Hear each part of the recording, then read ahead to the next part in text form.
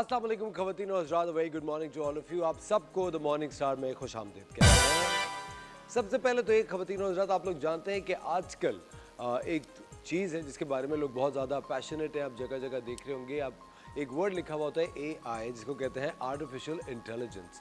इसके बारे में बहुत सारे प्री कंसीव्ड नोशंस पहले से ही थे और बहुत सारे लोग ये समझते थे कि AI जब आएगा तो ये हो जाएगा, AI की वजह से ये होता है, आर्टिफिशियल इंटेलिजेंस जो है उसकी वजह से दुनिया में तबाहियाँ मच सकती हैं। और कुछ लोगों का ये मानना है कि आर्टिफिशियल इंटेलिजेंस की वजह से बहुत सारे लोग अपनी जॉब्स खो सकते हैं। कुछ लोग ये भी मानते हैं कि आर्टिफिशियल इंटेलिजेंस ही आपके मुस्तकबिल का एक आउटलेट होगा। मुस्तकबिल के अंदर जो आसानियाँ पैदा होंगी वो आर्टिफिशियल इंटेलिजेंस की वजह से ही होंगी। आर्टिफिशियल इंटेलिजेंस बेसिकली क्या चीज़ है, और उसके साथ साथ एक एसोसिएशन उसकी होती है इमोशनल इंटेलिजेंस से, जिसको EI कहते हैं।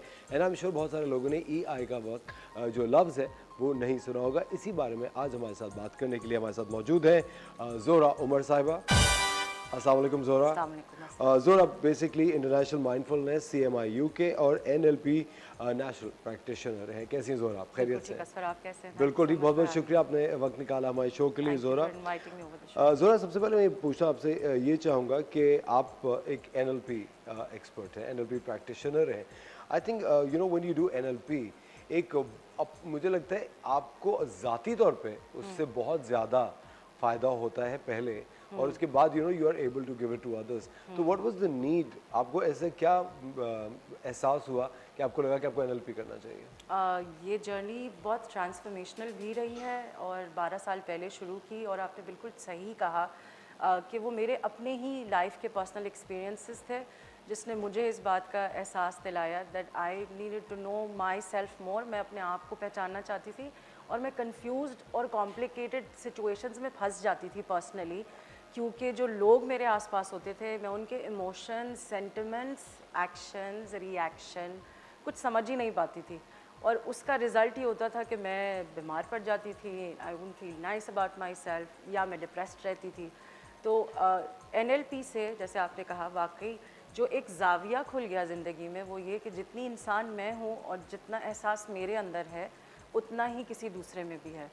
तो आपने बिल्कुल सही बात की कि मेरी जर्नी उसी वजह और से मेरे शुरू ख्याल से जब एक इंसान डाउन होता है या डिप्रेस होता है या उसको एक किसी भी किस्म की इमोशनल लैकिंग महसूस हो रही होती है, तो वो खुद सफ़र नहीं करता, उसके इर्द गिर्द के हर चीज़ तमाम सफ़र लोग सफ़र कर रहे बिल्कुल होते ठीक हैं, कह रहे चाहे हैं वो सर। आपके वालिदैन हो, चाहे स्पाउस हो, चाहे बच्चे हों। एवरीवन। तो मेरे ख्याल से जब आपने NLP किया होगा ज़ोहरा, तो जिस तरह आपने उससे बेनिफिट किया, यकीनन आपने पहली चीज़ जो इंसान आई थिंक कोई भी सीख रहा होता है वो इम्प्लीमेंट अपने करीब तरीन लोगों के ऊपर कर रहा होता है।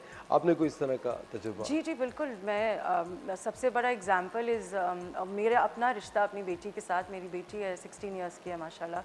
एंड मैं क्योंकि काफ़ी अरसे से काम कर रही हूँ, 19 इयर्स से ज़्यादा हो गए हैं, तो मेरा उसका रिलेशनशिप बहुत फ़र्क रहा है शुरू से। इसलिए कि जब पेरेंट, आपको पता है, इस वक्त घर पे नहीं होता ज़्यादा, तो वो बॉन्डिंग जो एक स्टे होम मदर वाली होती है, जिनकी रिस्पॉन्सिबिलिटी भी बहुत बड़ी है, वो वाली बन नहीं पाती, थोड़ी वीक होती है, हाँ। बहुत वीक होती है। और वही चीज़ मुझे एहसास हुआ कुछ 12 साल पहले कि वो बढ़ तो बहुत अच्छे से रही थी माशाल्लाह, क्योंकि उसकी दादी और दादा बहुत इन्वॉल्व थे उसकी तरबिया में, लेकिन उसके साथ साथ मेरा उसके साथ बॉन्ड बहुत कमज़ोर था। और NLP के बाद मुझे जिस पहली चीज़ का मौका मिला वो ये था कि मेरी और मेरी बेटी की रिलेशनशिप को मैं दोबारा से एक नया बॉन्ड बना सकी। इवन विद माई स्पाउस, बहुत सारी ऐसी सिचुएशंस जिसमें मैं बर्स्ट करती थी, वो बिल्कुल उलट होनी शुरू हो गई, क्योंकि मुझे इस चीज़ का एहसास होना शुरू हो गया कि अगर आप नाराज़ हैं या कोई दूसरा गुस्सा हो रहा है तो उसकी कोई वजह है, उसको थोड़ी देर छोड़ दें और बार बार पूछे ना डांट करके।